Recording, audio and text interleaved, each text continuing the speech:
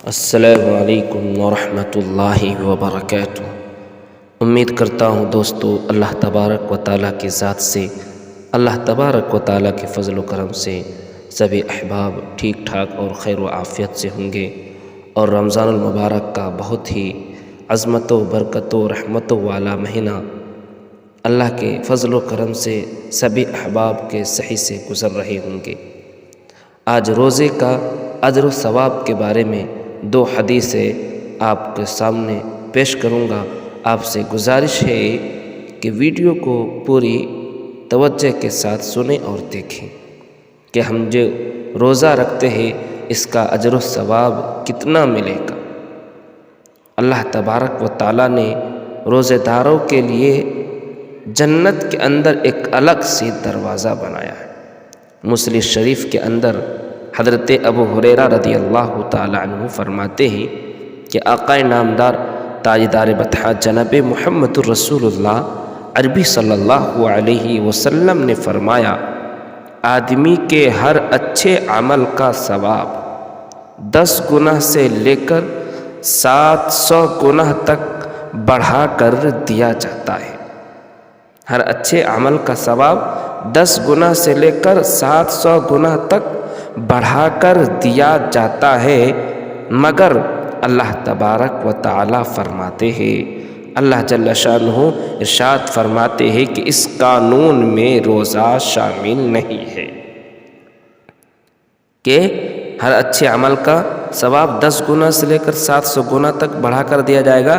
اس قانون میں روزہ نہیں ہے، اس سے الگ ہے، اس لیے کہ روزہ بندے کی طرف سے خاص میرے لیے ایک تحفہ ہے اور میں ہی اس کا بدلہ عطا کروں گا۔ اللہ اکبر! کتنے خوش قسمت ہے وہ لوگ جو رمضان المبارک کے روزہ رکھتے ہیں، اللہ کے فریضے کو ادا کرتے ہیں۔ اللہ نے جو حکم دیا ہے رمضان المبارک کا روزہ رکھنے کا، اس کو ادا کرتے ہیں۔ بہت ہی خوش قسمت ہے جو لوگ نہیں رکھتے ہیں، اللہ ان کو روزہ رکھنے کی توفیق عطا فرمائے۔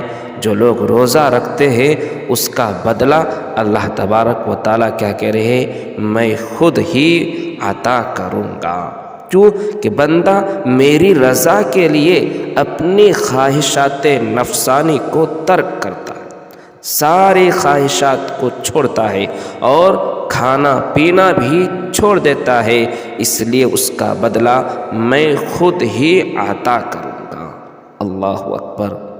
روزے داروں کے لیے اللہ تبارک و تعالیٰ کی طرف سے کتنا انعام و اکرام ہے، کتنا اللہ تبارک و تعالیٰ کہہ رہے کہ میں خود ہی اس کا بدلہ عطا کروں گا۔ اور بخاری شریف کے اندر روزے داروں کے لیے ارشاد فرمایا گیا ہے، حضرت سہل بن سعد رضی اللہ تعالیٰ عنہ بیان کرتے ہیں کہ رسول اللہ صلی اللہ علیہ وسلم نے فرمایا، جنت کے دروازوں میں ایک خاص دروازہ ہے جس کو باب الریان کہا جاتا ہے۔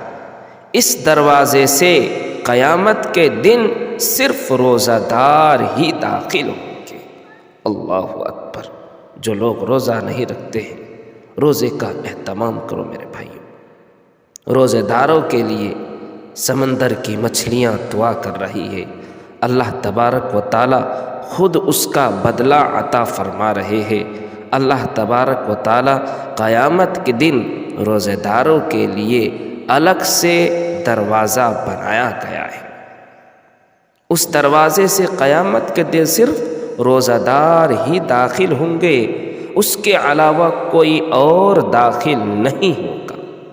جو لوگ روزہ رکھتے ہیں، روزہ دار کے لیے خاص دروازہ بنایا گیا ہے جنت کے اندر، صرف روزہ دار ہی داخل ہوں گے، اس کے علاوہ کوئی نہیں داخل ہوگا۔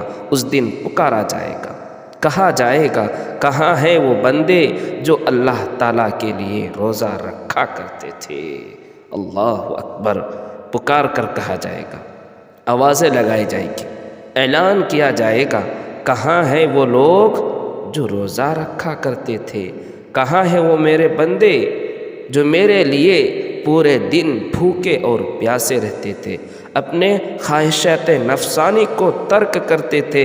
اعلان کیا جائے گا اللہ اکبر، جو لوگ روزہ نہیں رکھتے ہیں خدا کے واسطے روزے کا اہتمام کرو، کل قیامت کے دن پکارا جائے گا، کہا جائے گا وہ بندہ جو اللہ کے لیے روزہ رکھا کرتے تھے کہاں ہے؟ تو جو لوگ روزہ رکھتے ہیں اس پکار پر چل پڑیں گے، سن کر اس پکار کو چل پڑیں گے، ان کے سوا کسی اور کا اس دروازے سے جنت میں داخل نہیں ہو سکے گا۔ جب وہ لوگ داخل ہو جائیں گے، روزہ دار لوگ جب جنت میں داخل ہو جائیں گے تو اس کو بند کر دیا جائے گا، پھر کوئی بھی اس دروازے سے اندر نہیں جا سکے گا۔ اللہ اکبر، روزہ داروں کے لیے اللہ تبارک و تعالیٰ روزے کا بدلہ خود عطا کر رہے ہیں، اور روزہ داروں کے لیے جنت کا دروازہ الگ سے بنایا گیا ہے، الگ اس کے اندر دروازے سے داخل کیا جائے گا۔ تو میرے بھائیوں، جو لوگ اس رمضان المبارک کے مہینے کے اندر روزہ نہیں رکھتے ہیں، تراویح نہیں پڑھتے ہیں، نمازوں کا اہتمام نہیں کرتے ہیں، روزے کا اہتمام کرے، تراویح کا اہتمام کرے، نمازوں کا اہتمام کریے، یہ ہمارے لیے نجات کا ذریعہ بنے گا۔